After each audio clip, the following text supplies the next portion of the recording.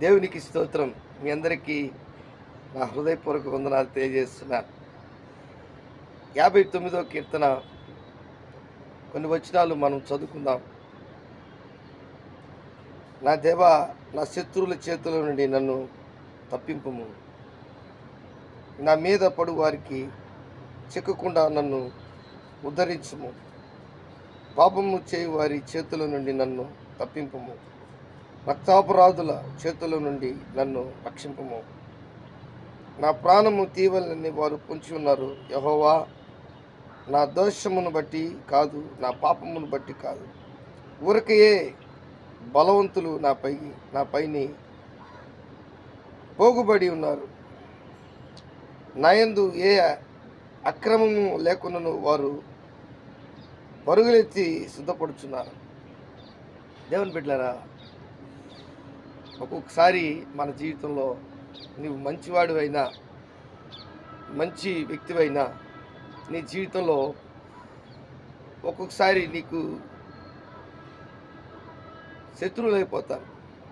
అయితే నువ్వు చేయాల్సినటువంటి పని ఏంటంటే, దావీదు వలె నిద్ర లేచి తన జీవితంలో ఉన్నటువంటి నెమ్మదికరమైనటువంటి జీవితం తన ఇంటిలో కొనుక్కున్నటువంటి పరిస్థితి. అయితే అతను నిద్ర లేయగానే శత్రువులు ఇంటికి వచ్చారంటే ఎలాగుంటుంది? సౌలు రాజు దావీదు ఇంటి దగ్గరికి పంపించినప్పుడు, తన సైన్యాన్ని దావీదు దగ్గరికి పంపించినప్పుడు రచించినటువంటి కీర్తన ఇది. దేవుని బిడ్డలారా, మనం శత్రువులు మన ముందున్నప్పుడు మనం చేయాల్సినటువంటి పని ఏంటంటే ప్రార్థన. ఎలీషా కూడా ఇంటిలో ఉన్నప్పుడు ఎలీషా శిష్యుడు ఆ ఇంటి దగ్గర ఉదయకాలము లేచి చూస్తే సిరియా దండుపేట వారందరూ, సిరియా సైన్యం అంతా కూడా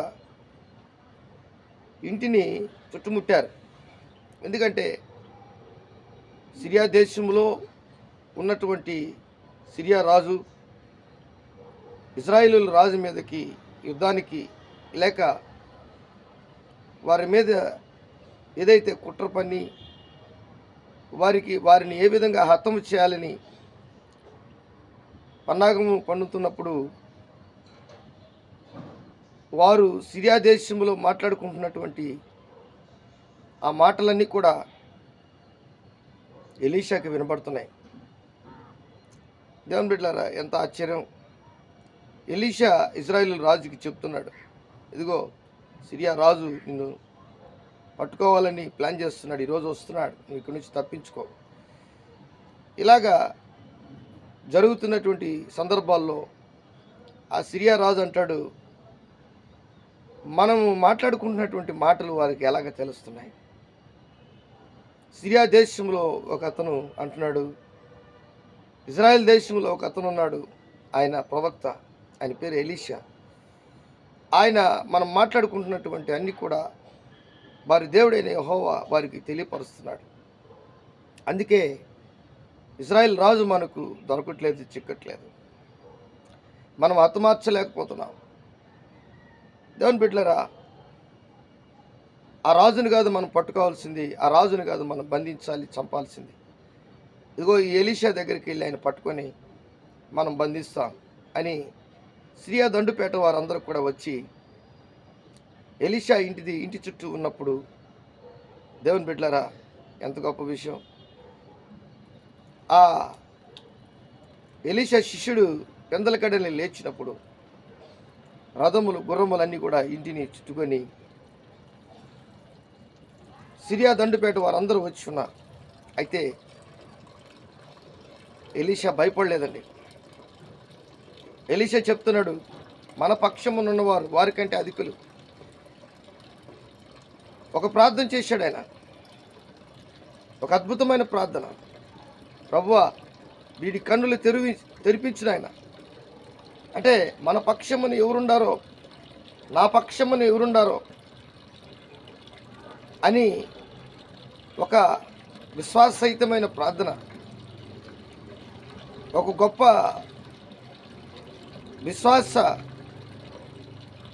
వీరుడిగా, ప్రార్థనాపరుడిగా, ఒక ప్రవక్తగా, ఆధ్యాత్మికమైనటువంటి చింతన కలిగినటువంటి దేవుని యొక్క బిడ్డగా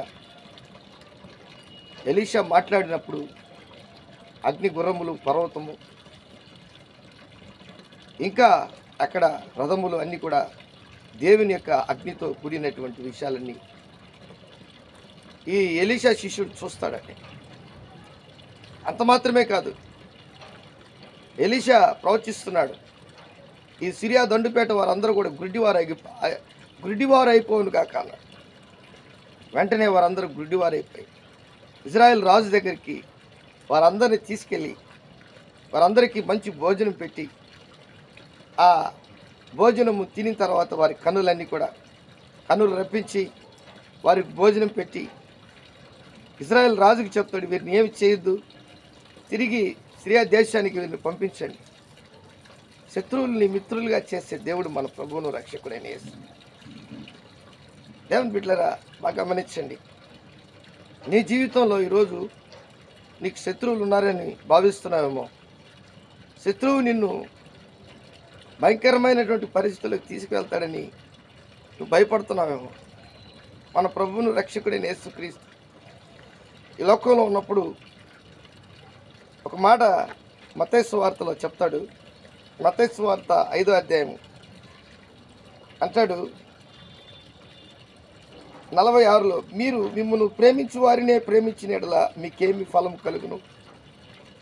అంటే ఎవరైతే నిన్ను ప్రేమిస్తున్నారో వారినే ఎక్కువగా ప్రేమించడం అది సరికాదు.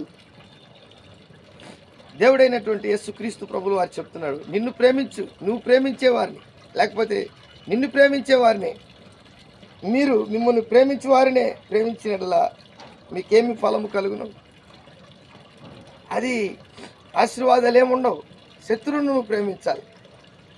44వ వచనం మత్తయి సువార్త 5:44 అంటాడు, నేను మీతో చెప్పినదేమనగా మీరు పరలోకమందున్న మీ తండ్రికి కుమారులై ఉండునట్లు మీ శత్రువులను ప్రేమించుడి, మిమ్మల్ని హింసించు వారి కొరకు ప్రార్థన చేయండి. అంతే, మనం చేయాల్సిన పని ఏంటంటే శత్రువుల కొరకు ప్రార్థన చేయడం. దేవునికి కుమారులు అవుతాం. తండ్రి కుమారులైనట్లు మీ తండ్రికి కుమారులైనట్లు మీ శత్రువులను ప్రేమించండి. ప్రేమించడం అంటే వాళ్ళకి లడ్లు, జాంగ్రీలు, లేకపోతే కూల్ కేకులు, లేకపోతే ఫ్రూట్స్ ఏమేమి ఉన్నాయి బిర్యానీ తీసుకుపోయి ఇవ్వడం కాదు, ప్రార్థన చేయడమే. దావీదు అంటాడు 23వ కీర్తనలో, నా శత్రువుల ఎదుట నీవు నాకు భోజనము సిద్ధపరచుతూ. ఎంత గొప్ప మాట. అంటే 5వ వచనం 23:5, నా శత్రువులు ఎదుట నీవు నాకు భోజనము సిద్ధపరచుతూ నూనెతో నా తల అంటి ఉన్నావు, నా గిన్నె నిండి పొర్లుచున్నది. దేవుని బిడ్డలారా,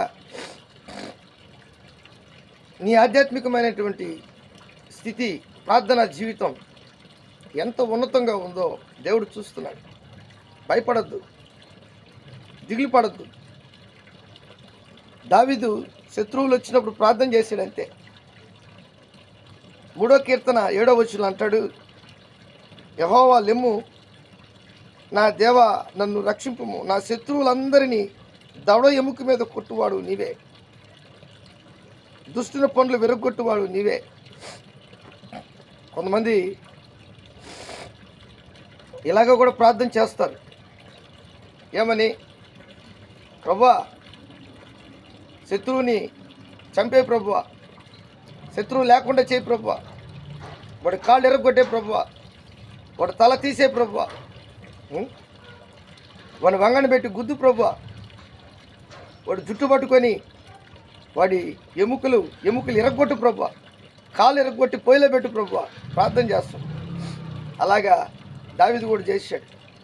3వ కీర్తన 7వ వచనం, దవడ పండ్లు విరగొట్టు ప్రభువా, పళ్ళు రాలగొట్టు ప్రభు అని ప్రార్థన చేస్తాం. దేవుని బిడ్డలారా, నువ్వు చేయాల్సినటువంటి ప్రార్థన శత్రువుని ప్రేమించడం అంటే నువ్వు వెళ్ళి వాడికి దండాలు దశకాలు పెట్టడం కాదు. నువ్వు వెళ్ళి వాడిని హత్తుకొని ఎంతో ప్రేమగా మాట్లాడడం కాదు, ప్రార్థన చేయడమే. దేవుడు నిన్ను దీవించి ఆశీర్వదించును గాక. ప్రేమ నమ్మకం కలిగినటువంటి నా యేసయ్య, ఇప్పుడు వచ్చినటువంటి బిడ్డలందరినీ మీరు దీవించి ఆస్వాదించు. ఈ వాక్యం విన్నటువంటి బిడ్డలందరినీ మీరు దీవించి ఆస్వాదించు. నీ ఆశీర్వాదాలన్నీ కూడా నీ బిడ్డలకి మీరు దయచేయమని యేసు నామములో అడిగి వేడుకుంటున్నాను తండ్రి. ఆమేన్, ఆమేన్.